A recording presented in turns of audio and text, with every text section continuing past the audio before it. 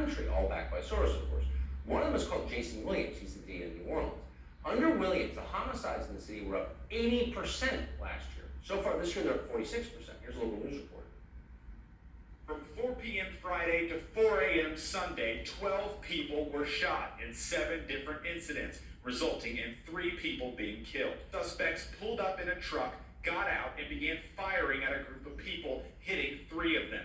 One victim, a 22-year-old male, was pronounced dead at the hospital. Less than a mile away, around 3 a.m., police say a 16-year-old boy got into an altercation with someone in the French Quarter and was shot. Video shows mayhem in one New Orleans neighborhood. Dozens of shots send people running. My wife and I hear assault rifle fire that seemingly was not going to end. One neighbor tells Fox 8 she thinks more than 70 rounds were fired.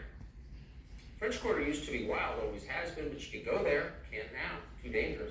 How out of control is New Orleans? Well, at a time when they're telling you that they need to take your deer rifle away because some lunatic shot up a school, this is what it looks like. Dozens of people in downtown New Orleans, right in the convention center, filming themselves, waving handguns and rifles on the street. Watch this.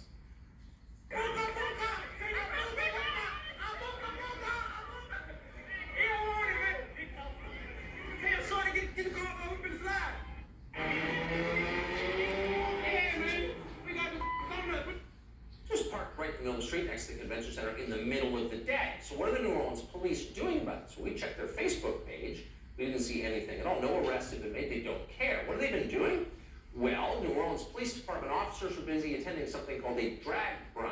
We reached out to the NOPD. They said drag brunches are, quote, essential to their mission. They wouldn't tell us if officers run drag queen duty during the incident you saw on video.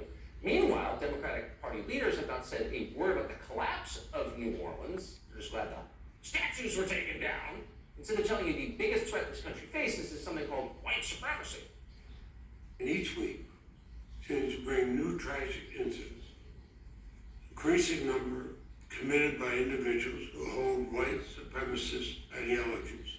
Congress and law enforcement can strike a balance that preserves treasured civil liberties while protecting against a rising tide of white supremacists. In the bill that I brought to the floor was required that white supremacist terrorism be restored as one of those categories. It was eliminated under President Trump. White supremacist violence is a nationwide problem.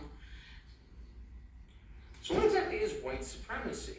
It's the most powerful phrase in the English language. You can lose your job, you can be arrested for it. So what is it? Well, they keep it ambiguous just so you'll be terrified into obeying them because you want to be accused of it. They never define it. It turns out, though, even if you accept the ADL's definition of white supremacist violence, the ADL is just a paid arm of the Democratic Party, but even if you believe their definition, there were, all last year, a total of 13 deaths in the United States due to white supremacy. That's their